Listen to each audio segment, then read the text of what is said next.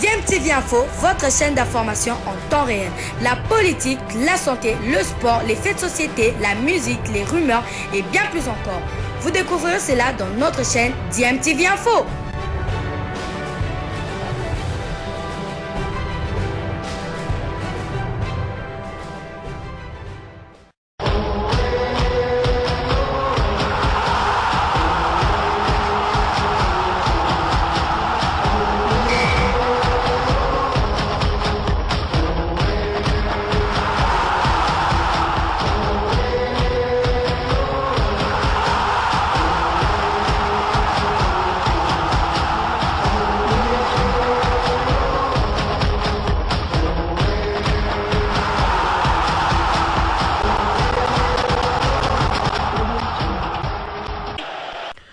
Vous êtes sur DMTV, bonjour ou bonsoir, tout dépend de l'heure à laquelle vous nous suivez. Tout plaisir est pour nous de vous retrouver, mais surtout de savoir que vous êtes nombreux en train de suivre votre chaîne YouTube DMTV.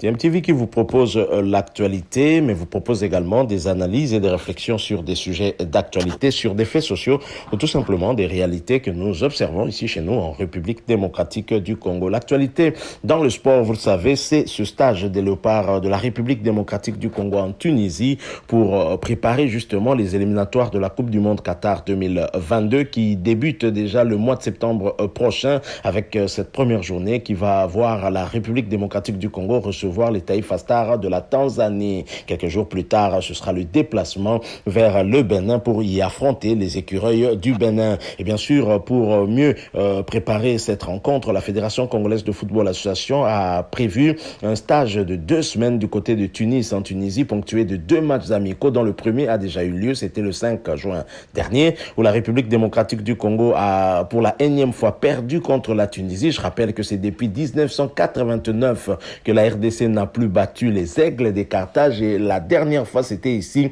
au stade Tata Raphaël à l'époque, au stade du 20 mai, où Mapuata avait inscrit un doublé lors de cette belle victoire 3-1 de la République démocratique du Congo, alors Zaïre. Alors bien évidemment, aujourd'hui, c'est difficile de voir la RDC battre la Tunisie. La victoire de la RDC face aux Tunisiens, c'est plutôt un match nul. Voilà pourquoi certains disent que la Tunisie reste la bête noire de la République démocratique du Congo. Et bien sûr, le deuxième match qui va servir la République démocratique du Congo de préparation justement à ces éliminatoires de la Coupe du Monde Qatar 2022, ce sera déjà le vendredi prochain, le 11 juin, contre les Aigles du Mali. On espère voir en tout cas un autre visage des Congolais. Mais ce n'est pas football que nous voulons parler, même si nous parlons des Léopards. Vous le savez, il y a quelques semaines, il y a eu éruption volcanique du côté de Goma. Ça a endeuillé nos compatriotes qui vivent de ce côté-là. Ils ont perdu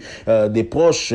Ils ont perdu également en termes de biens matériels, de leur maison. Pour certains, en tout cas, ont été détruites par les laves de ce volcan. Alors nos Léopards de la République démocratique du Congo, depuis la Tunisie, ils se retrouvent en stage de préparation, n'ont pas manqué en tout cas de faire un clin d'œil à nos frères, à nos compatriotes qui sont du côté de Goma, pour leur montrer qu'ils sont solidaires avec eux et qu'ils sont bien évidemment qu'ils compatissent avec ce qu'ils arrivent. C'est ainsi que les Léopards se sont mis en polo noir pour soutenir le peuple de Goma. L'équipe nationale de la République démocratique du Congo, en stage de 2 semaines à Tunis, se sont entraînés exceptionnellement avec de polos noirs, et où il est écrit, on peut lire en tout cas, prions pour Goma. C'était l'entraînement du lundi 7 juin au stade El Menza pour rendre hommage aux populations de Goma victimes de l'éruption volcanique de Nyiragongo au nord, dans la province du Nord Kivu. Ils ont pris une photo de famille devant l'hôtel Laïko avec le président de la Fédération congolaise de football association Constant Omari Selemani, qui était en route pour l'aéroport international de Tunis. Alors selon le capitaine de l'équipe, Marcel Tisserand, le groupe s'est entraîné avec cette tenue pour rendre hommage aux populations de Goma. Il y a eu une catastrophe naturelle au niveau du pays, plus précisément dans la ville de Goma, dans la province du Nord Kivu. nous, c'était important pour nous de communiquer. Nous nous sommes entraînés avec ces polos pour montrer notre soutien au peuple de Goma qui a souffert durant cette période et qui souffre jusqu'à maintenant, a souligné le capitaine de la République démocratique du Congo, Marcel Tisserand. 27 joueurs avec polo de soutien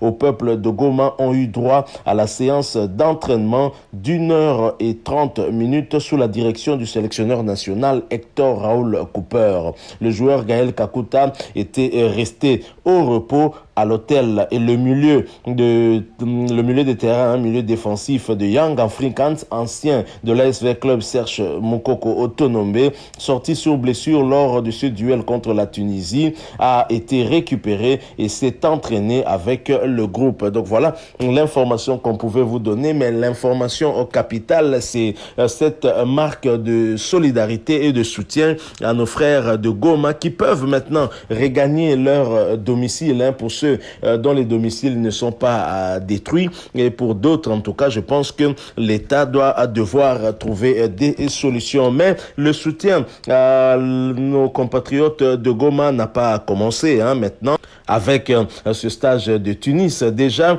il y a quelques semaines, quelques jours, nous vous parlions de ce message de Elia Meshak qu'il a posté sur sa page Facebook. C'était le 23 mai 2021.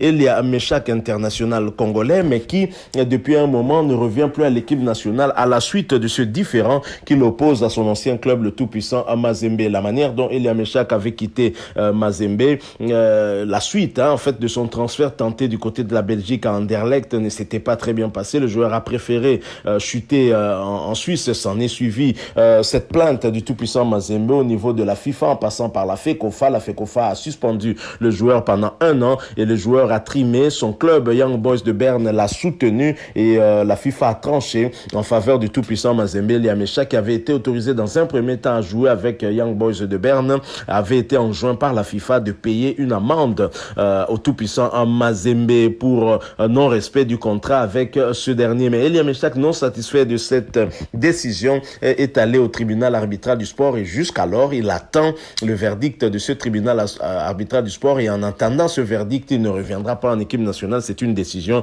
qu'il a eu à prendre bien sûr en collaboration avec son staff, avec sa famille aussi. Alors Elia Meshak, le 23 mai, publie sur sa page Facebook: je suis de cœur avec tous mes frères et sœurs de Goma. Pas de panique, surtout rester en collaboration avec les autorités et les structures mises en place par l'État. Tout ira bien. Force. Avec cette photo où on peut lire Goma, Dieu est avec nous, il est plus fort que le feu. Ça c'est vrai, Dieu est plus fort que le feu, il est plus fort que l'eau, il est plus fort que tout. Il est plus fort à l'infini. Et c'était le message d'Elia Meshak déjà pour soutenir nos compatriotes de Goma. Alors le même 23 mai, Yannick Bangala a publié aussi un message pour soutenir nos frères et sœurs de Goma en disant ceci, et c'était bien évidemment sur sa page Facebook avant qu'il ne soit cambriolé, parce que Yannick Bangala, qui figurait dans la liste des 30